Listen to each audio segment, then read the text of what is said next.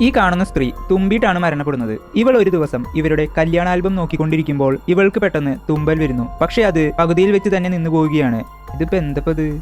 ഇവളാണെങ്കിൽ ബാത്റൂമിൽ ചെന്ന് തൂവാല വെച്ച് മൂക്കിലാക്കി നോക്കുന്നൊക്കെയുണ്ട്. എന്നിട്ടും അവൾക്ക് തുമ്പൽ വരുന്നില്ല. ഇവൾ മൈദപ്പൊടി അടക്കം പരീക്ഷിച്ച് നോക്കുന്നുണ്ട്. എന്നിട്ടും അവൾക്ക് ആവുന്നില്ല. ഇവൾക്കാണെങ്കിൽ ദേഷ്യം വന്ന് കുരുമുളക് പൊടി അടക്കം മൂക്കിൽ വലിച്ചു കയറ്റുന്നുണ്ട്. എന്നിട്ടും അവൾക്ക് തുമ്പൽ വരുന്നില്ല.